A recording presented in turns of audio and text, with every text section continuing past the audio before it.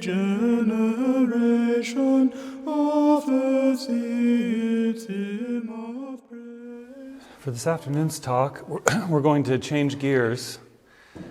This is going to be a reflection on the idea of sacrificial giving, and more broadly on our theology of giving. Giving is one of the most difficult subjects for priests and parishes to address. By giving, I mean especially parish stewardship, but also giving to the poor. It is uncomfortable for us to talk about money. It can feel self-serving for priests to ask parishioners to give to the church, and the subject can make members feel guilty or even annoyed. Yet giving is also essential to the practical survival and success of parishes. And the Bible and Holy Tradition make it clear that giving to both the church and the poor is a basic Christian duty. So we force ourselves to talk about it, at least on a minimal basis.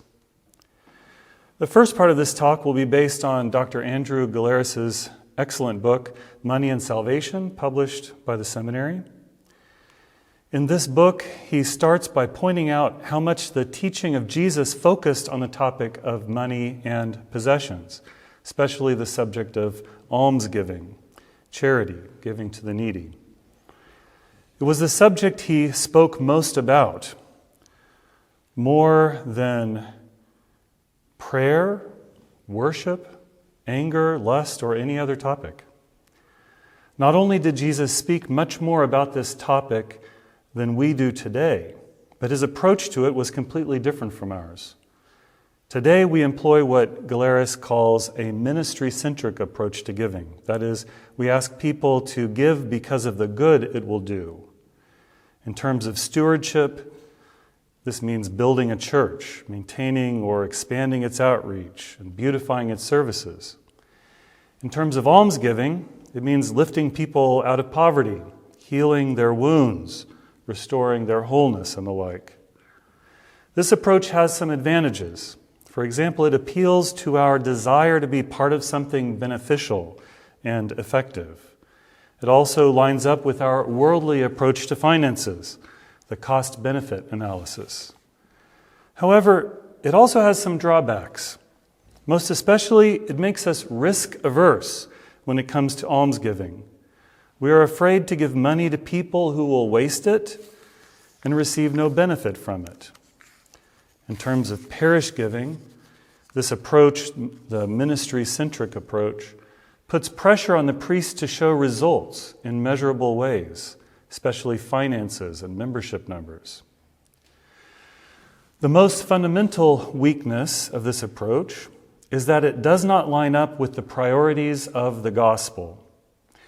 Instead of such a pragmatic, ministry-centric approach to giving, the Lord's teaching reflects what Galeris calls a soul-centric approach, which highlights the necessity of giving for the spiritual benefit of the giver, that is, his or her salvation. The potential practical benefits are only a secondary consideration. The purpose of giving in Jesus' teaching was primarily to free the individual from spiritual slavery to wealth.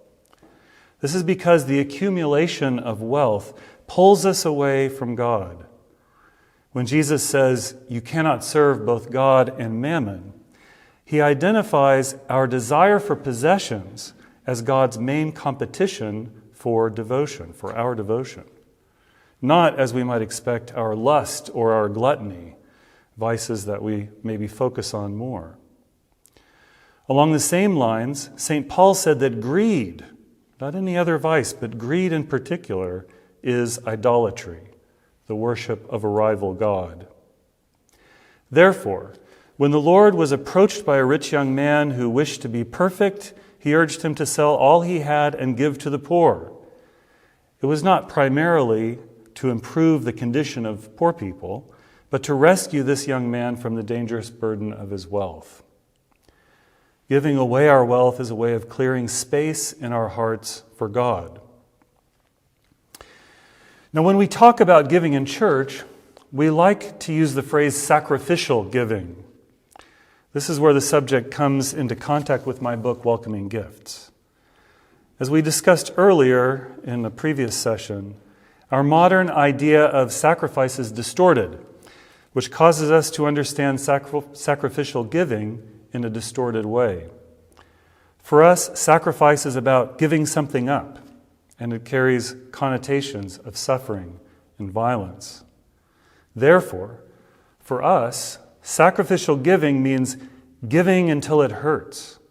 And this pain of giving is sometimes emphasized as a way of honoring God. The suffering involved makes the giving seem more noble. But this way of thinking begs the question, is it our pain and loss that please God? Is that what matters to Him? For this very reason, the idea of sacrificial giving makes many of us very uncomfortable. There can be no doubt that we should think of giving as a sacrifice. The Bible describes it as such. First from Hebrews chapter 13, verse 16. Do not forget to do good and to share, for God is well pleased with such sacrifices. And then St. Paul, in his epistle to the Philippians, chapter 14, verse 18, describes gifts in support of his ministry as, quote, a pleasant aroma, an acceptable sacrifice, pleasing to God. So here we have both almsgiving in Hebrews, called a sacrifice, and supportive ministry in Philippians, also called a sacrifice. However, in the Bible, sacrifice was not merely about giving things up for God, but about giving things to God. It's a relational act, a gesture of love, welcome, and faithful friendship.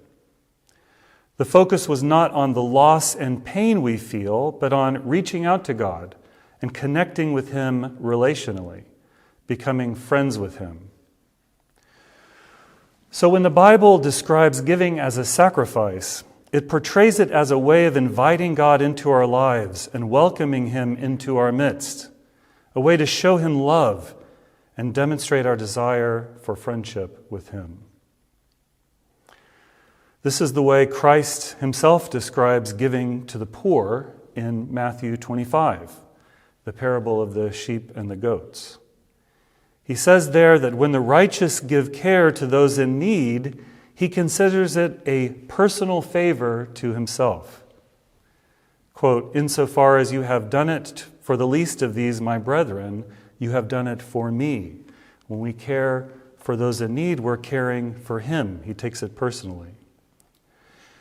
Think about a time someone has shown kindness to your child or another family member or someone else that you care about very deeply.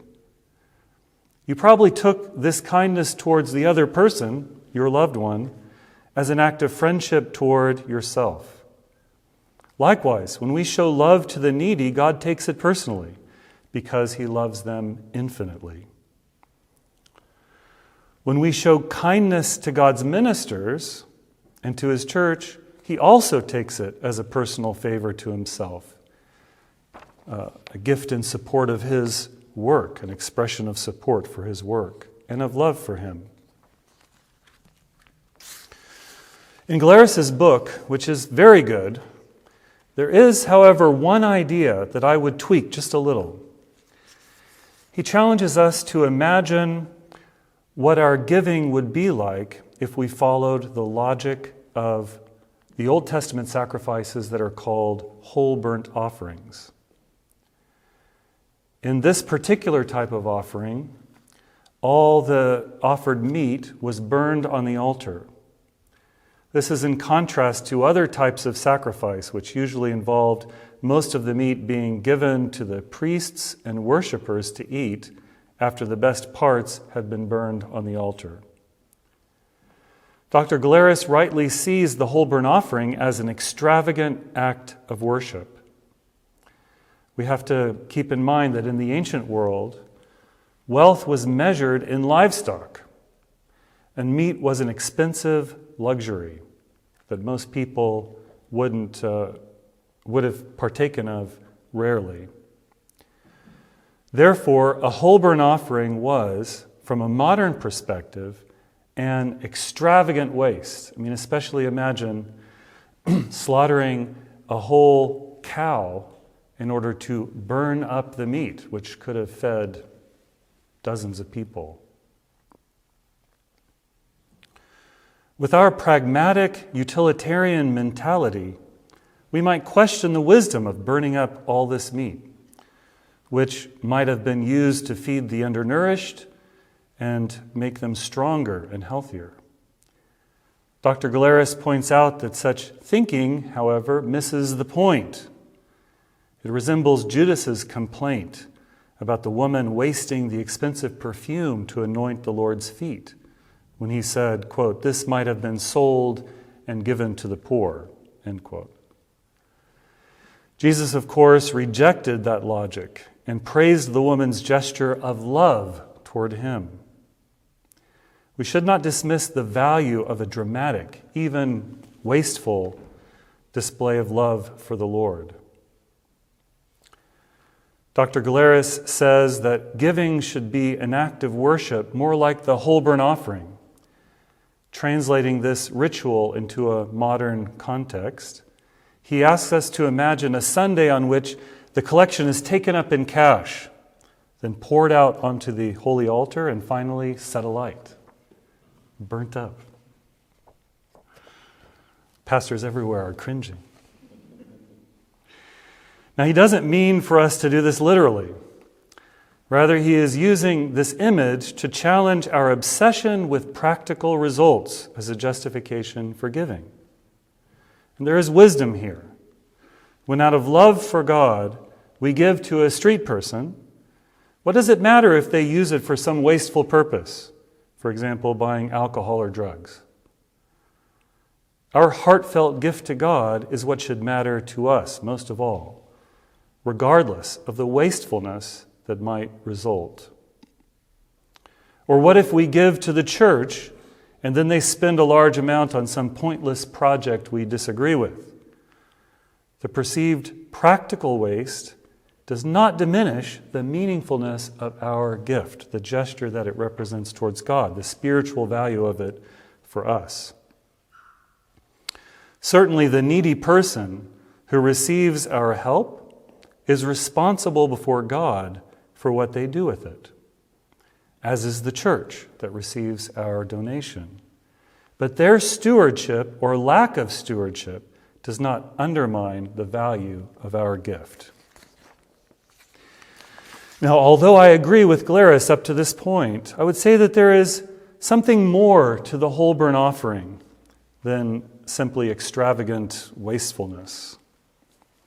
This interpretation of the ritual depends upon our modern understanding of sacrifice as giving something up, as a pious renunciation. Yet ancient sacrifices were not merely an act of renunciation or destruction. They were, as we've said, symbolic meals offered to God as gestures of friendship. They were friend-making gifts. In this light, a whole burnt offering was a dramatic act of hospitality, not an extravagant waste. It was like the hospitality that I've received in Middle Eastern homes on many occasions. In particular, I call to mind certain friends in Australia that I visit every few years, and I stay with them in their home. They are Lebanese immigrants, and when I stay at their home, I wake up every morning to find an entire table filled with food. And all of that food is just for me, because the couple has already eaten. And in fact, they're still preparing food and filling this table more and more. I might eat 3% of the food. But that's not the point. This dramatic display of hospitality is not practical. It is a huge sign of welcome in order to make me feel hugely welcomed. That's how I think we should understand the whole burnt offering.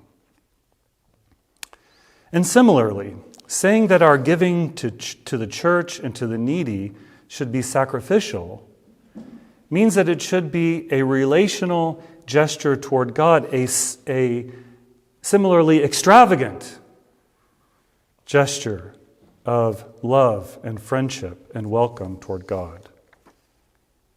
It should not be focused on practical outcomes, but on demonstrating our great love for Him and making Him feel welcome in our lives.